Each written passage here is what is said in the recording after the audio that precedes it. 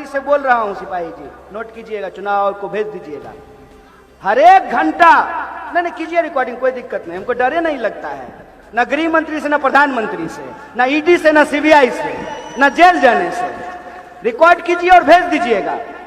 प्रचार इसलिए किया जाता है ना ताकि सच्चाई छुपाई जा सके। 400 का प्रचार इसलिए किया जा रहा है ताकि सच्चाई छुपाई जा सके, और सच्चाई इस देश की जो 10 साल में इन्होंने पैदा की है वो खतरनाक है, वो चिंताजनक है।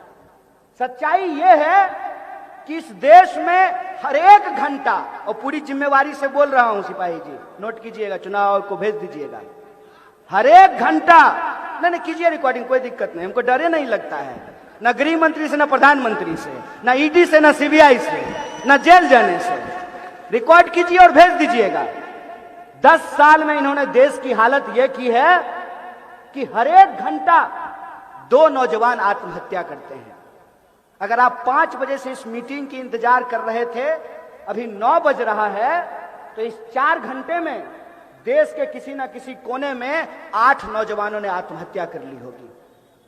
10 साल में उन्होंने देश की हालत यह की है कि लगभग इतने ही समय में 2 किसान आत्महत्या करते हैं।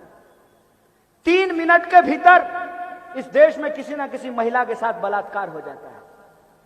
किसान को उनके फसल का दाम नहीं मिलता है, लेकिन वही किसान जब अपने बीमार बच्चे के लिए दवाई खरीदने के लिए जाएगा तो जो 5 रुपया में मिलता था पैरासीटामोल, अब 15 रुपया में वो पैरासीटामोल मिल रहा है। हमारे गेहूं का दाम हमको नहीं मिल रहा है, हमारे कपास का दाम हमको नहीं मिल रहा है, हमारे मक्का का दाम हमको नहीं मिल रहा है, हमारी सब्जी का दाम हमको नहीं मिल रहा है, लेकिन रोज स्कूल का फीस बढ़ रहा है, पेट्रोल डीजल का दाम बढ़ रहा है, किराया बढ़ रहा है, कपड़ा का दाम बढ़ रहा है, इलेक्ट्रॉनिक सामान बढ़ रहा है, मोबाइल का रिचार्ज बढ़ रहा है। मोबाइल के रिचार्ज से याद आया, प्रचार सुनते थे ना, जियो धन धना धन, कर लो दुनिया मुट्ठी में, है बचा है कुछ मुट्ठी में, मुट्ठी ही खाली हो गई है। पहले फ्री में मोबाइल रिचार्ज कराया गया, फ्री में, रात रात भर लड़का सब जो है कान में मोबाइल सटा करके कहता था, खाई क्या सब्जी बना है, रात भर। अब आपको मालूम है रिचार्ज कितने में हो रहा है? 700 में। अब पहले फ्री में आया था, अब 700 रुपया में रिचार्ज हो रहा है। तो आप ये देखिए कि हम जो चीज पैदा करते हैं उसका दाम हमको नहीं मिल रहा है, लेकिन जो इस देश के कुछ धन पशु हैं वो जिन सामान को पैदा करते हैं उसका दाम रोज बढ़ रहा है। किसान को उसके फसल का दाम नहीं मिलेगा, लेकिन किसान कपड़ा खरीदने के लिए जाए तो कपड़ा रोज महंगा हो जाएगा। यहां माताएं बहनें बैठी हुई हैं, आज से 10 साल पहले सोना कैसे मिलता था? बोलिए बोलिए बोलिए, दाम बोलिए, दाम बोलने में क्या है? अब कैसे मिल रहा है? 70,000। तो गाना होता था हिंदी फिल्म में, मेरे देश की धरती सोना उगले उगले हीरे मोती, मेरे देश की धरती।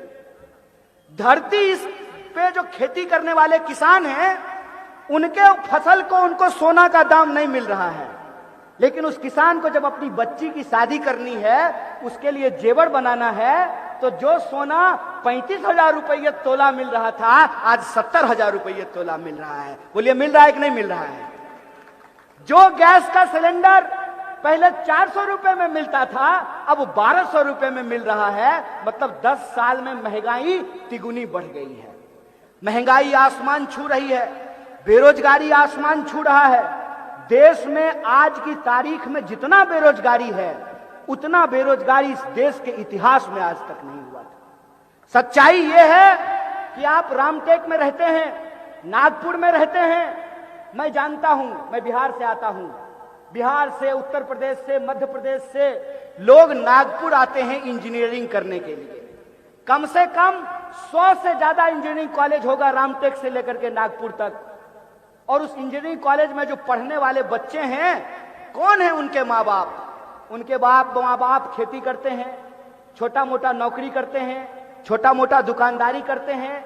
और वो दुकानदार सपना देखता है कि पेट काट करके अपने बच्चा को इंजीनियर बनाएंगे, हमारा बच्चा भी टाई लगा करके गुड़गांव में नौकरी करेगा, नोएडा में काम करेगा, बेंगलोर और पुणे में काम करेगा, उसको नौकरी मिलेगी, हमारा जीवन सुधरेगा, और बाजार में जब हम चलेंगे टोपी लगा करके तो लोग कहेगा कि इंजीनियर का बाप जा रहा है। आज इंजीनियरिंग की हालत क्या है?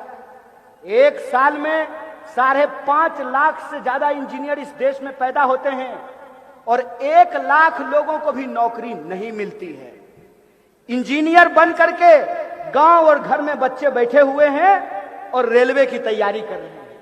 और रेलवे की हकीकत क्या है?